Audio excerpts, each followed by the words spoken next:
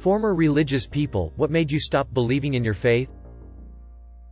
My mother loved me unconditionally. I wasn't such a up, but then out of the blue she decided to get religious. After that everything that was normally okay, listening to music, being friends with girls, going to school functions was forbidden. Not only that, because I wasn't able to adapt to the bullshit rules and culture shock, I was just disowned. I'm 28 now. The last 17 years of my life with her have been unbearable, and I finally had the courage to cut her off because I was tired of never being able to make my mom proud. I had to deal with a mental funeral and the fact that I basically lost my mom years ago. I couldn't reconcile that. 1. God was in control of everything. 2. God loves everyone unconditionally. 3. God was allowing very bad things to happen to the people he loves.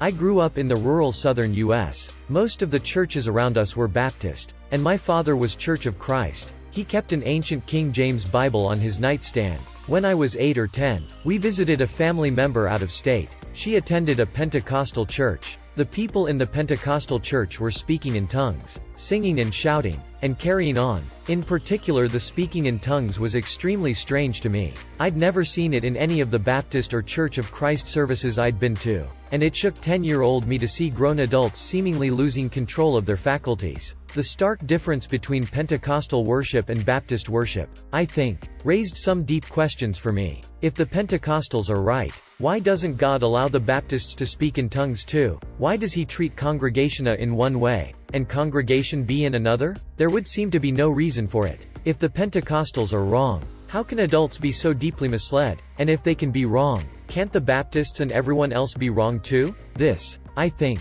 was the first inkling I had that religion has more to do with individuals' preferences and beliefs than with any objective reality. But I was still a believer for the next couple of decades, to the point that I had the idea in my head that doubt was equivalent to blasphemy. I didn't allow myself to think too much about it because I was afraid God would hurt people I loved if I didn't believe. Then I started asking myself, what kind of God takes hostages? I started going to Atheism and reading snippets and excerpts of various content. I started listening to Penn Jillette's Sunday School podcast, where he talks a great deal about atheism. I read Sagan's Demon-Haunted World. Learning about Joseph Smith and Mormonism, which was always ridiculed by the Baptists I grew up around, gave me an inkling of how religions get started. Joseph Smith was clearly not credible to me or to the religious authorities I had respected. Similarly, I followed with interest the history and progress of L. Ron Hubbard and the Church of Scientology. And this gave me perspective on how people can get carried away with religions. Why couldn't the same have happened in the first century? I spent a lot of time debating scripture with my brother-in-law, who is a minister, asking about problematic passages in the Bible, addressing the question of theodicy and so forth. I had a lot of questions about why the Apostle Paul, who never met Jesus and made many claims that drastically changed the face of the faith, was not considered a charlatan. His content only seemed to be in the Bible because he arrived on the scene at the right time in history. The minister could only say, "It's an article of faith," which to me, translated to, "I believe this Paul for no good reason. And because if I don't, then this thing I've devoted my life to doesn't make sense." It felt like a choice. The same as choosing to believe that gemstones have powers. And at some point I looked at the road behind me and realized I couldn't get back to where I had come from. Religious claims simply seemed to have lost credibility. If you can imagine if a Martian came down and you tried to explain Christianity to him in 5 minutes. I felt like the Martian in that scenario. You believe what? Why? I don't harbor any disrespect for religious folks. I grasp why they believe what they believe. And while I have a personal commitment to the truth, I am not entirely certain that every person's life would be made better by atheism. People take a great deal of solace in religion, and I wouldn't rob them of it. But I can't get back there from where I am now. My daughter was diagnosed with brain cancer just months after my 24-year-old sister-in-law passed away from cancer as well. It's hard to still believe when good people suffer and terrible people prevail.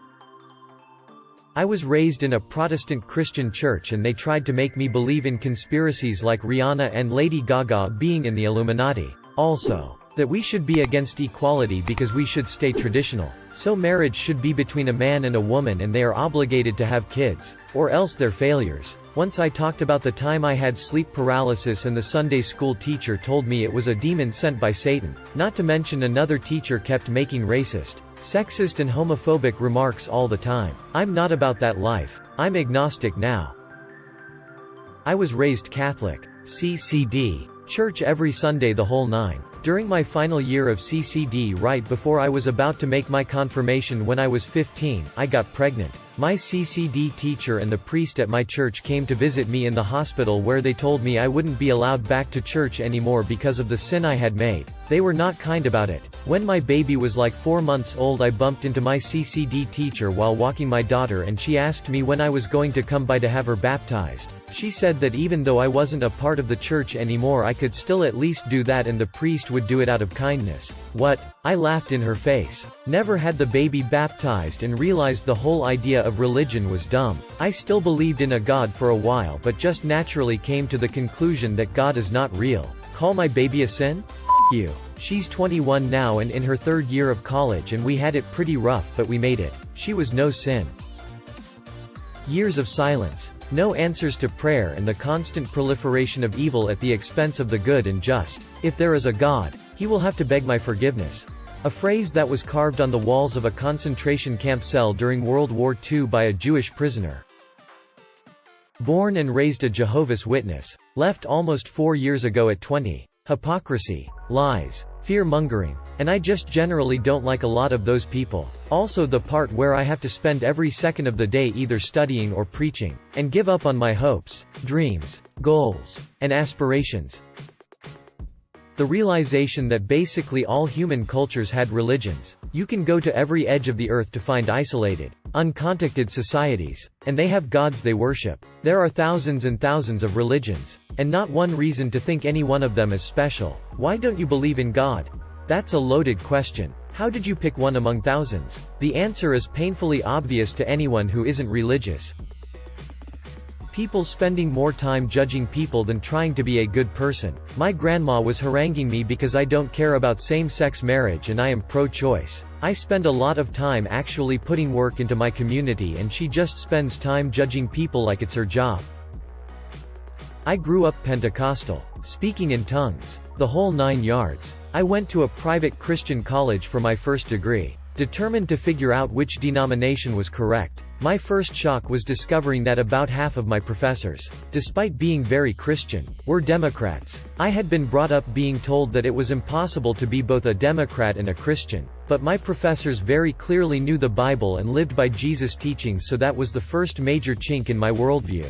Then my biology and astronomy courses taught evolution, and I had to adjust my framework to a God of the Gaps view. At one point my courses were history of world art I, ancient Near East through early Middle Ages, world civilization I, and the Old Testament. One of the courses was the odd one out when it came to what events happened where, when. Guess which? Further courses in apologetics and Christian philosophy and church history showed me that most of the schisms happened because of ridiculous petty human reasons, dressed up like some sort of profound religious truth. And when we compared secular philosophers to Christian philosophers, I found that de Beauvoir and Sartre made a hell of a lot more sense than Kierkegaard and Aquinas. Finally, I decided that if all of the denominations were just human creations, I would go to the OG and started attending the Greek Orthodox Church in town. It was awesome. After every service there was coffee hour, which meant that all the yayas brought tons of food and their husbands brought their latest batch of home-distilled ouzo, and I'd stagger back to my dry campus after church totally hammered. My road called the priest a couple times because he didn't believe I'd been in church we were required to attend every week, but the priest always confirmed I showed up every week. Ha ha. Anyways,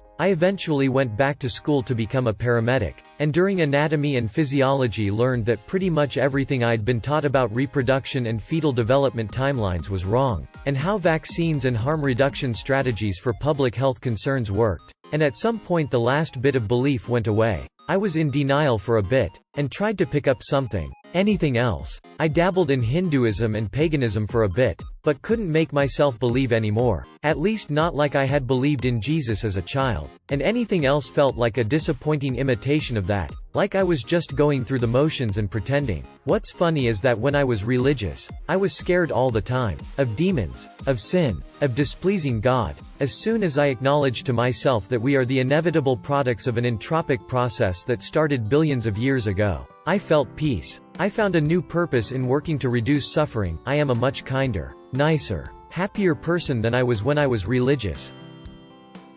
Raised Methodist. When I heard people believe murderers, Pedophiles and other horrible people can be saved and accepted into heaven, but someone that doesn't have faith, but is an otherwise amazing and good person will suffer in hell for eternity. That is the dumbest shit I've ever heard. Even if that is true, why would I want to serve an egotistical God like that? A God that cares more about you having faith in him than actually being a good person. Give me eternal agony over that.